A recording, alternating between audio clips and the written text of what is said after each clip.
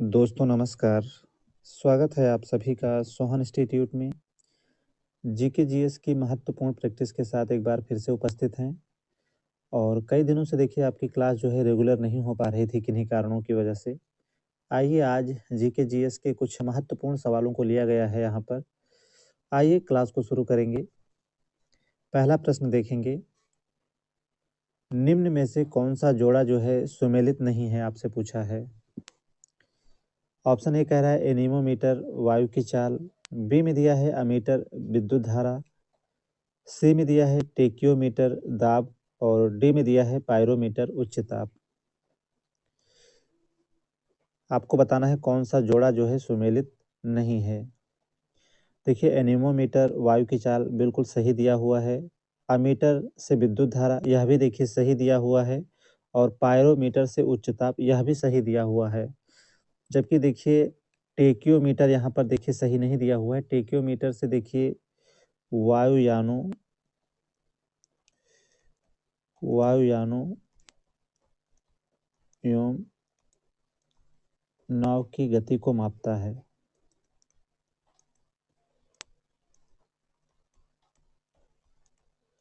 चलिए, टेक्योमीटर जो है वायुयानों एवं नाव की गति को मापता है, जबकि दाब के लिए देखिए क्या है, तो दाब के लिए देखिए मैनोमीटर है,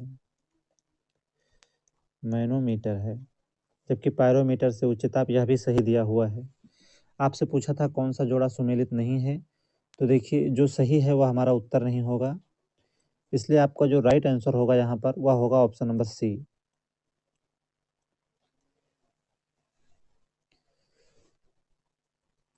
आइए दूसरे प्रश्न पर चलेंगे।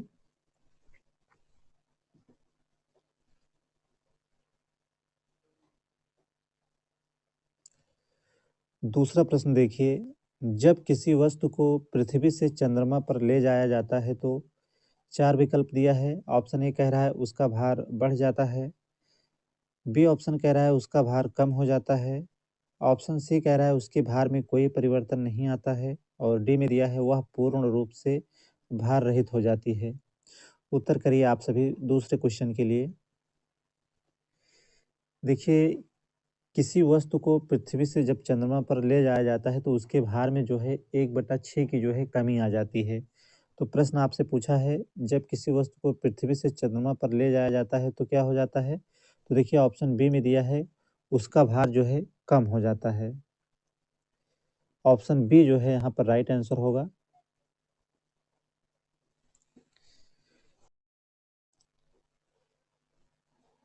अगला क्वेश्चन देखिए आपकी स्क्रीन पर है।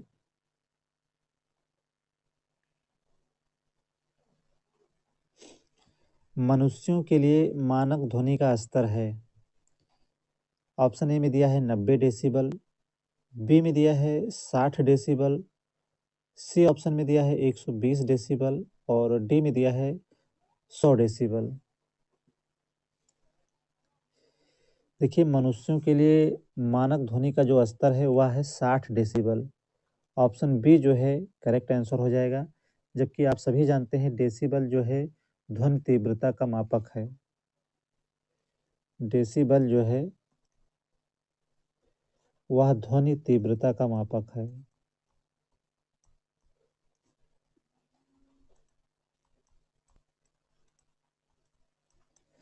चलिए ऑप्शन बी जो है राइट होगा यहाँ पर।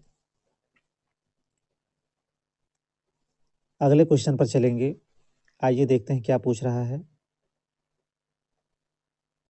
रेडियो तरंगों के विक्षेपण के लिए वायुमंडल की कौन सी परत जो है जिम्मेदार होती है। ऑप्शन ए में दिया है क्षोभ मंडल, बी ऑप्शन में दिया है समताप मंडल, सी में दिया है मध्य मंडल और डी में दिया है आयन मंडल। देखिए वायुमंडल में कुल 5 परतें पाई जाती हैं। वायुमंडल में वायुमंडल में कुल 5 परतें पाई जाती हैं।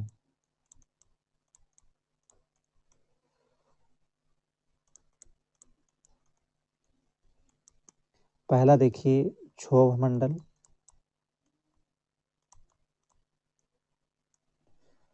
दूसरा देखिए समताप मंडल, समताप मंडल। तीसरा देखिए मध्य मंडल। चौथा है आयन मंडल, आयन मंडल। और पांचवा है बहिर्मंडल। ये 5 परतें पाई जाती हैं वायुमंडल में। और क्षोभ मंडल में देखिए मौसम संबंधी जितनी भी घटनाएं होती हैं वह क्षोभ मंडल में घटित होती हैं। समताप मंडल में देखिए ओजोन परत जो है पाई जाती है। और मध्य मंडल जो है सबसे ठंडा मंडल कौन सा है अगर पूछता है तो ये मध्य मंडल जो है सबसे ठंडा मंडल होता है। और आपसे पूछा था रेडियो तरंगों के विक्षेपण के लिए वायुमंडल की कौन सी परत जिम्मेदार होती है, तो देखिए इसके लिए सही उत्तर हो जाएगा आपका ऑप्शन नंबर डी, आयन मंडल। चलिए डी जो है राइट आंसर हो जाएगा यहाँ पर। नेक्स्ट सवाल देखेंगे।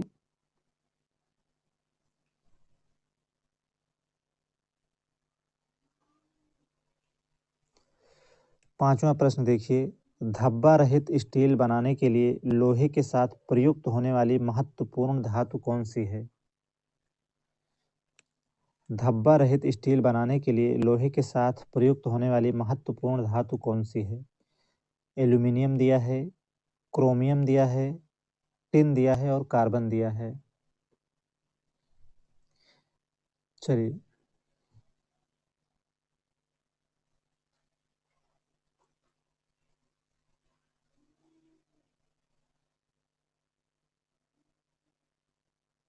देखिए, धब्बा रहित स्टील बनाने के लिए लोहे के साथ प्रयुक्त होने वाली महत्वपूर्ण धातु कौन सी है?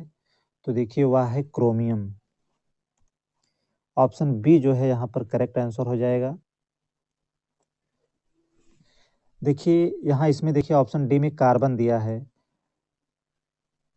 तो देखिए स्टील बनाने में आयरन, निकिल, निकिल इसके अलावा जो है क्रोमियम,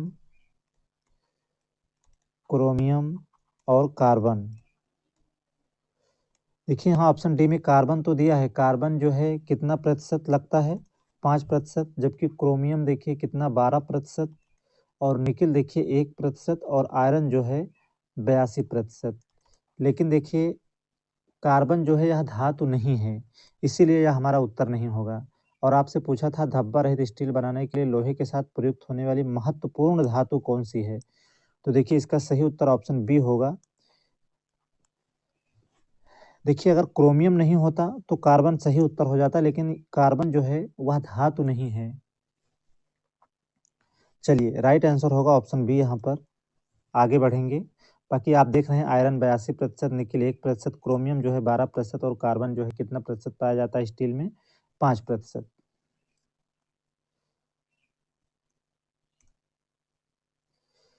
क्वेश्चन नंबर 6 देखेंगे। निम्न में से कब जो है विश्व वन दिवस मनाया जाता है? विश्व वन दिवस जो है कब मनाया जाता है? ऑप्शन ए में दिया है 3 मार्च को, बी में दिया है 8 मार्च को, ऑप्शन सी कह रहा है 15 मार्च को और ऑप्शन डी में दिया है 21 मार्च को।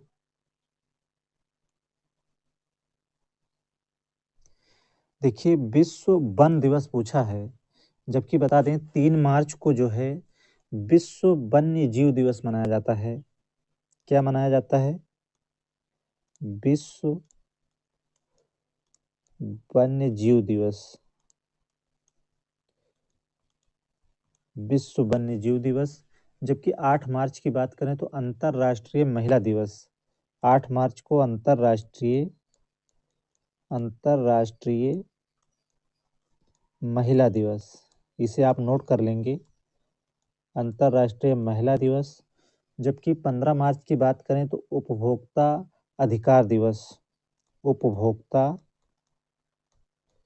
उपभोक्ता अधिकार दिवस।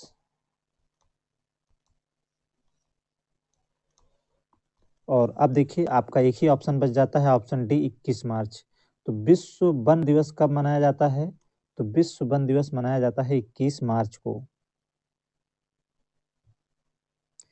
डी जो है राइट आंसर हो जाएगा यहाँ पर। चलिए आगे बढ़ेंगे।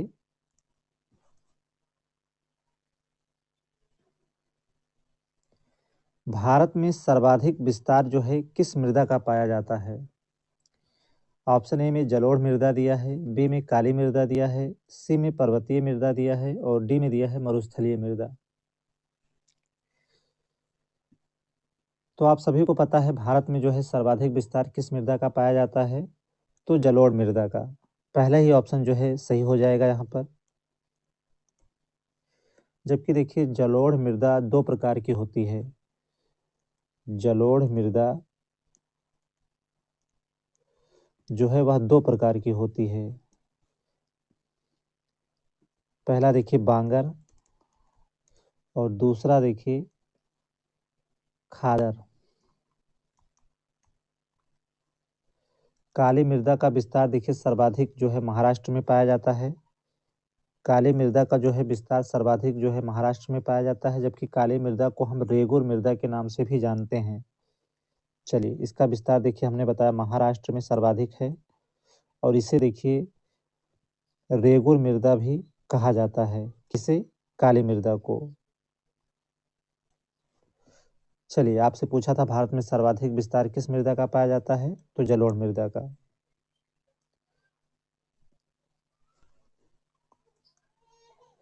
क्वेश्चन 8 पर आ जाते हैं। पृथ्वी के चारों ओर पाए जाने वाले गैसों के समूह को क्या कहते हैं? पृथ्वी के चारों ओर पाए जाने वाले गैसों के समूह को क्या कहते हैं? आपके ऑप्शन में दिया है स्थल मंडल, बी में दिया है जल मंडल, सी में दिया है वायुमंडल और डी में दिया है इनमें से कोई नहीं। देखिए वायुमंडल में सर्वाधिक गैस कौन सी है पहले तो आप जान लीजिए। तो देखिए वायुमंडल में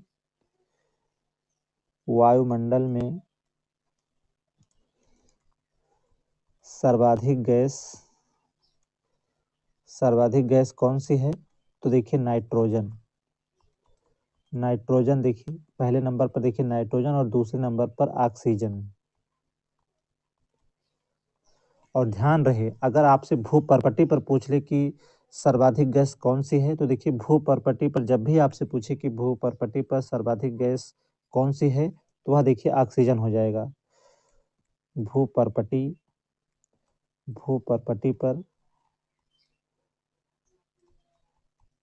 सर्वाधिक गैस कौन सी है? तो वह हो जाएगी ऑक्सीजन यानी O2। पृथ्वी के चारों ओर पाए जाने वाले गैसों के समूह को क्या कहते हैं? तो वायुमंडल। सी जो है आपका सही उत्तर होगा यहाँ पर।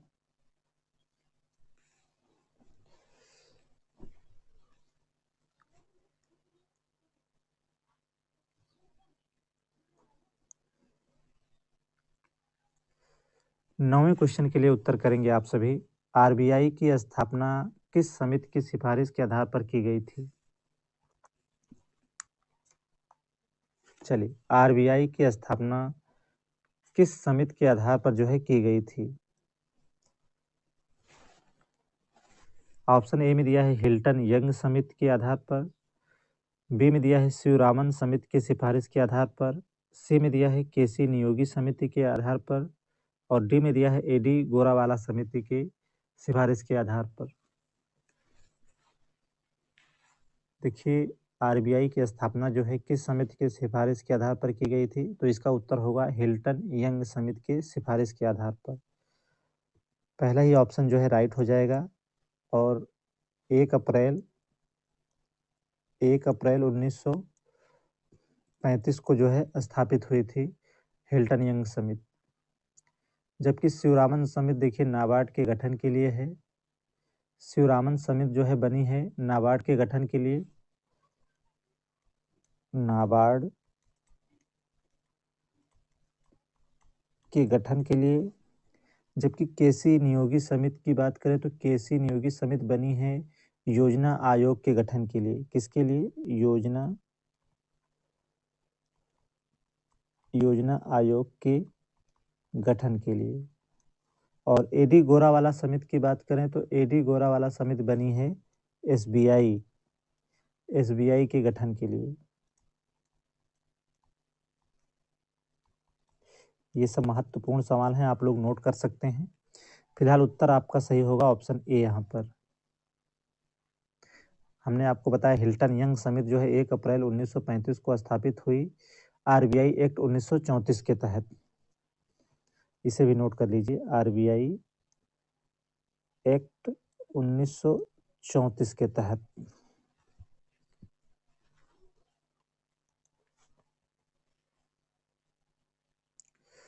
चलिए 10वें प्रश्न के लिए उत्तर करेंगे आप सभी। निम्न में से किस स्थल पर एलोरा का कैलाश मंदिर स्थित है? ऑप्शन ए में दिया है औरंगाबाद महाराष्ट्र में, बी ऑप्शन में दिया है हम्पी कर्नाटक में, सी में दिया है मदुरई तमिलनाडु में और ऑप्शन डी कह रहा है चित्तूर आंध्र प्रदेश में। यह भी देखिए प्रश्न कई बार आपके एग्जाम में पूछा है, महत्वपूर्ण प्रश्न है। उत्तर आप लोग करेंगे। देखिए निम्न में से किस स्थल पर एलोरा का कैलाश मंदिर स्थित है पूछा है। तो देखिए एलोरा का कैलाश मंदिर स्थित है औरंगाबाद महाराष्ट्र में। सही उत्तर हो जाएगा ऑप्शन नंबर ए यहाँ पर। और एलोरा का कैलाश मंदिर देखिए राष्ट्रकूट वंश के शासकों ने बनवाया था। किसने बनवाया था?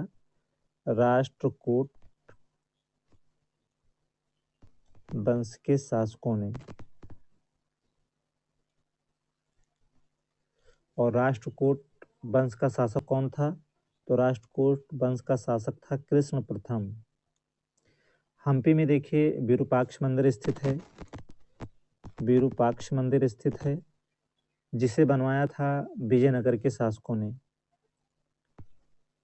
विजयनगर के शासकों ने।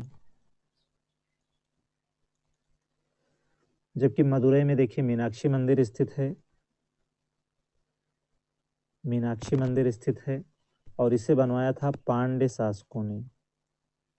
पांड्य शासकों ने। देखिए मंदिर से आपकी परीक्षा में निश्चित रूप से 1 से 2 प्रश्न निश्चित रूप से पूछेगा। जबकि चित्तूर आंध्र प्रदेश की बात करें तो देखिए तिरुपति बालाजी का मंदिर स्थित है जो होयसलेश्वर वंश के शासकों के द्वारा बनवाया गया था। कौन सा मंदिर स्थित है यहाँ पर? तिरुपति बालाजी का। किसने बनवाया था? तो बनवाया था होयसलेश्वर वंश के शासकों के द्वारा बनवाया गया था। फिलहाल पूछा था एलोरा का कैलाश मंदिर कहाँ स्थित है, तो उत्तर राइट होगा औरंगाबाद महाराष्ट्र में। आगे चलेंगे तो देखिए 10 ही महत्वपूर्ण प्रश्न थे, बाकी आंसर की है आप लोग स्क्रीनशॉट ले सकते हैं। सेशन कैसा रहा आप लोग कमेंट में ज़रूर बताएं। आज के लिए सिर्फ इतना ही। नमस्कार।